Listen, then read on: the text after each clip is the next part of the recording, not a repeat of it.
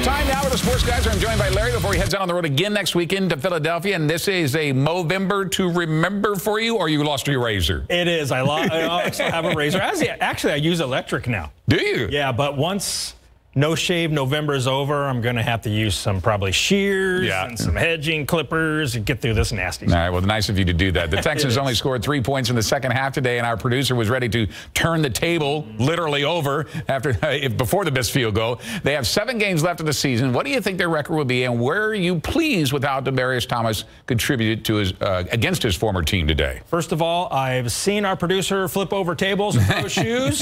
It's highly entertaining. We should videotape that. Yes, we should. I love Demaryius Thomas, the addition to the Texans, and I was pleased with what he did today. 3 catches, 61 yards, so, 20 yards average per catch. That's pretty darn good. I thought it got a little dicey there towards the end where he wasn't quite tuned in on the plays. It was kind of costing him some time. He's still learning it. But obviously he's thrown into the mix right away. Right. Yeah, and the Texans, I feel they will go 5-2 the rest of the way. Wow. And finish 11-5. That would be I'm going to stick with that. I think that was my prediction before the season started. I said they'd go 11. When I think we both agreed, we thought the Texans would have a better record overall than the Cowboys, right? With the changes the Cowboys made during the bye week, acquiring wide receiver Amari Cooper and firing their offensive line coach, will they be a better team in the second half of the season, and will it be enough to save Jason Garrett's job? I don't know what he'd have to do, frankly, to lose his job, because I say losing Monday night. I know, but I think losing Monday night, it puts that on the table. And I say that more sarcastically than anything. I mean, if all of a sudden they were to lose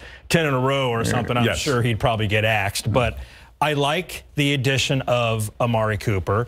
The Cowboys, haven't had any long touchdown receptions this year. I mean, with Dez Bryant gone, just that lack of the deep ball. Right. It's not there, so teams aren't afraid of it. And I like Mark Colombo being promoted to offensive line coach. I think that's huge because the O-line wasn't really vibing or liking Paul Alexander's new techniques that much. Yeah. Colombo says he's going to bring back the nasty. I like that, a little pop, right? Well, what's interesting is that I'm surprised that Mark Colombo wasn't made the offensive line coach from the get-go. When Alexander came in, he changed up a lot of their techniques, which obviously they're not either liking or adhering to. So he just said he's going to get back to the basics that make them nasty. All right. How shocked are you that the Spurs start this season and how their defense was getting better until tonight, and how much of that rule change affects the scoring early in the season where you can barely touch a guy coming in the lane?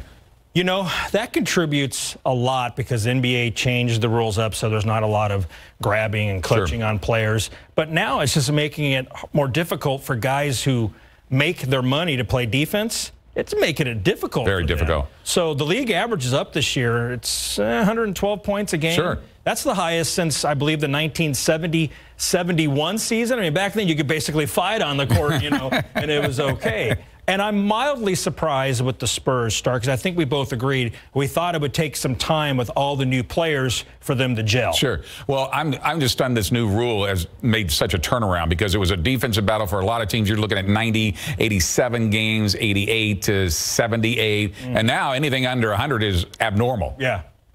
Very abnormal. All right, they say when you're on the road, you go for the win and not tie to force overtime. That's the gamble West Virginia took, and they won it 42-41. Now, what about UT's shot at the Big 12 championship game after losing their second game in conference and dropping to 6-3 overall? I'll tell you what, that loss really hurt them. The winner between West Virginia, Texas, really had a good chance of going to the Big 12 championship. Absolutely. Probably to face Oklahoma, I'm assuming. But now Texas needs to win out, and they need a lot of help, and I mean a lot of help, to get into the Big 12. Because they played 2 of their last 3 on the road as well. The Aggies have dropped to 5-4, 3-3 in the SEC after blowing a 10-point lead at Auburn to fall 20-24. How did the Aggies finish out their season with 3 straight games at home and with their only loss at Kyle Field to number 2 Clemson? I think they go 2-1 at home, likely losing the last one of the season against LSU. Because they're going to play Mississippi first, and then they're going to play University of Alabama Birmingham, which is a Conference USA team. And then they're back into the SEC to close out on the Saturday after Thanksgiving against LSU.